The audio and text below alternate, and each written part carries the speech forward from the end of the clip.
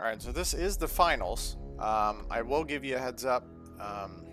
It's not the best games in the world, but hey, it's the finals. Congratulations to the guy who won. And let's get down to it and see what happens. Again, this is at White Dragon Comics in Tannersville. Awesome fun time. And let's get going. Alright, so what you didn't see and what I skipped is I had to mulligan twice. I had no lands, and then in this hand here, I had all lands.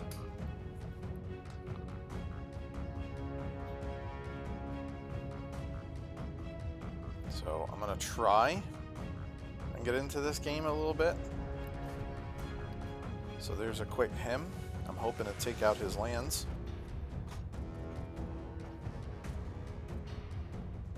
Could not see what they were.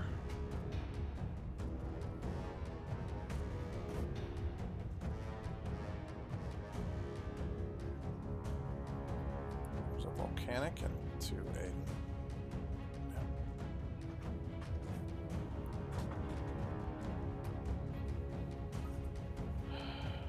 So I have no creatures, no specters, no knights. That's 11 creatures I do not have. And even if I had Urnham in hand, chances of having a Dark Ritual for an Urnham are awesome.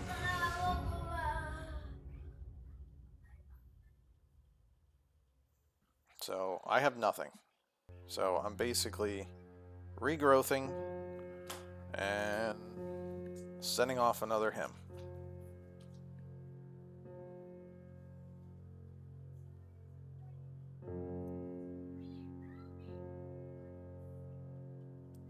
So now he's top decking, but again, I'm not drawing anything.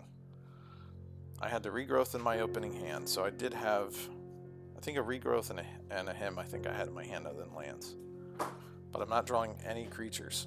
If you notice, there's not a single creature I'm drawing. I'm just dying because I'm not drawing anything. Now, at this point, there's only 2 creatures in my deck that I cannot play without a... Yep, there's another land again. So, sorry about this game, guys.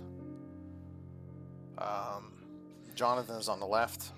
He's the one that does a lot of the charity ones for the Goblin Hero Cup to help children with cancer. So that's huge. I'm actually really happy he won. He picked out a beautiful, beautiful signed disc. Awesome, awesome card. We all signed it. It's a great thing. I absolutely love that card. So I'm glad he got it.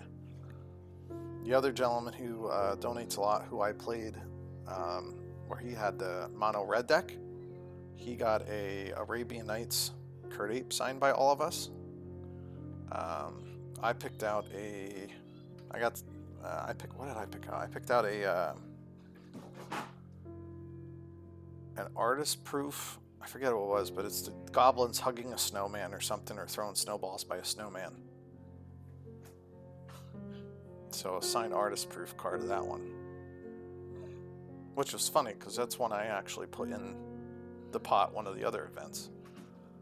And there's another land, so I got absolutely massively flooded. Yeah, you can see right there. Yep, that was not going to help me. So let's go on to the second one and see if that's any better. Alright, so let's see here. I'm pretty sure I had a pretty crappy hand. I had a good start. But I was, I think, screwed on lands this time, where I was flooded before. So I am going to take a point of burn, but if he has 2 lands, or I can get lands out of his hand, that's huge for me.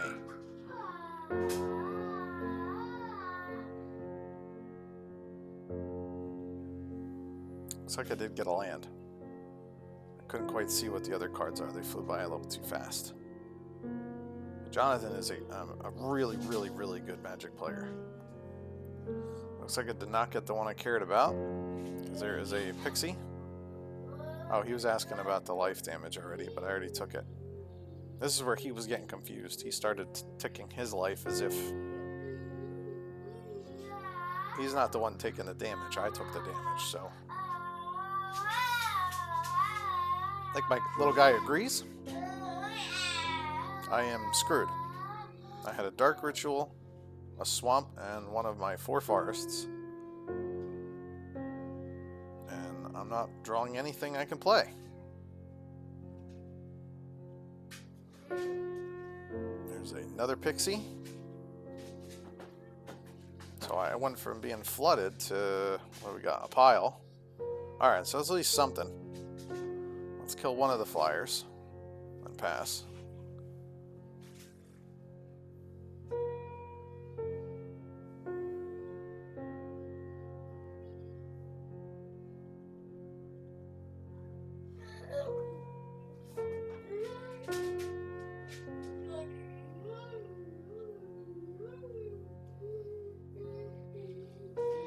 Yeah, see, he's still ticking down his life as if it's mine.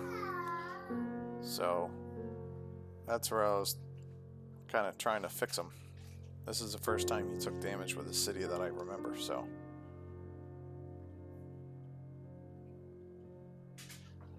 Yeah.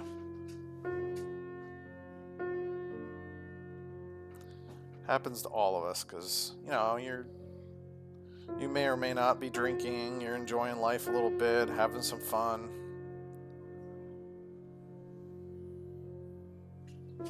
Yeah.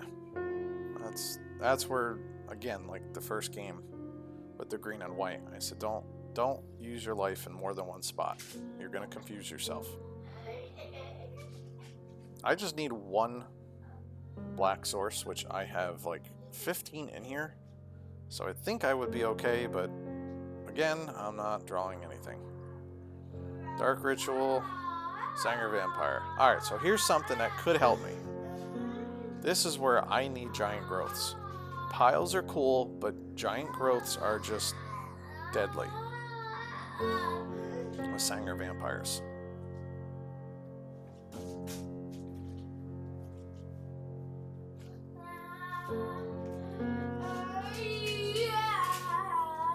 So basically what it is he's trying to figure out how it works with timing on Sanger Vampire. See, Sanger Vampire gets a +1/+1 counter when a creature dies, but it's when everybody hits a graveyard. So Sanger Vampire would be in the graveyard. He would turn into a 5/5 in the graveyard, but it's a little too late. So I'm going to try and stop at least 2 of the damage. He did not have a giant growth, but he had a bolt. Now, if I played giant growths, I would not have blocked. I would have taken the damage, and that pile from before would have been a giant growth, and now my Sanger Vampire would have been a 5/5. And now it would have been untouchable. So it would have been a whole different game. So here's a strip mine. I'm desperately trying to phase off, but that just showed you I didn't have anything anyway. If I even would have drew one of my 4 Urnums or anything like that, I would have played an Urnum. But I'm not drawing any creatures except for that one Sanger. It's 7 Knights, 4 Hippies, 4 Urnum, 2 Sangers, and 2 Scavenger Folk. Main deck. Oh, there's Factory though. Another 2. It's getting kind of low here. Another pile. Yep, I really don't have a choice. That's where piles are really good, because I don't have a creature out, so giant growth would not have helped me. But if it was a giant growth, that Sanger would have still been alive. And it would have been a 5/5, and that would have been a... I wouldn't have been taking damage. He would have swung with the Urnum. I would have blocked. Giant growth to Vampire again. He would have been a 6/6. So that's it. Now I'm going to speed up a minute. You can see my hand. I had a really good hand, and he's like, I didn't get to see your deck. You were kind of screwed. So I was flipping, and I had so many turns of just not much going on. Now I'm going to flip ahead a little, because we did kind of lay everything out. So you should be able to see at least most of it.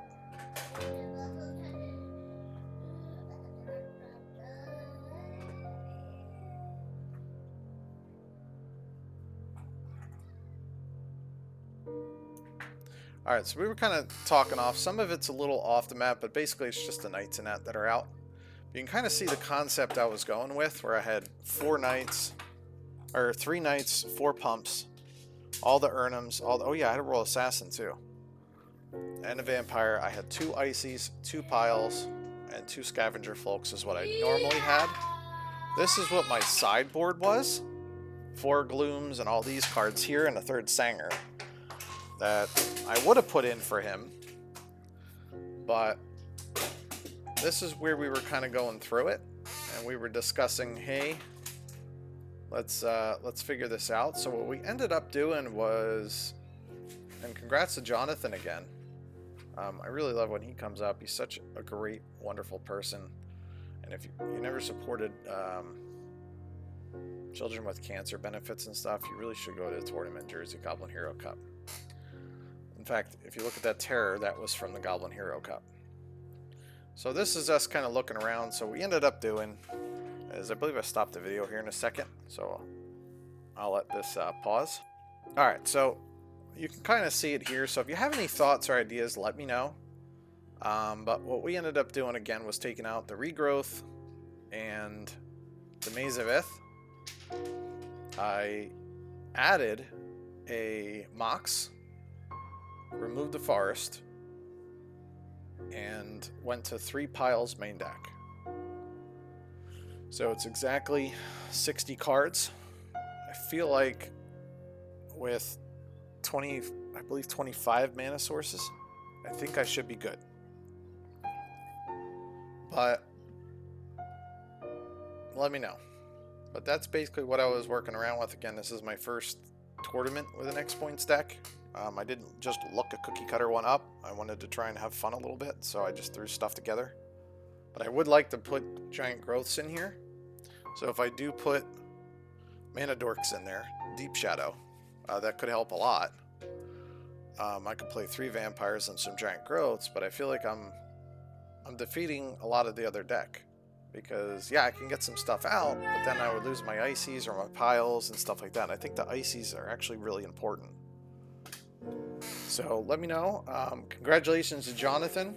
Oh, I forgot to tell you. So I have some old scribes from '94.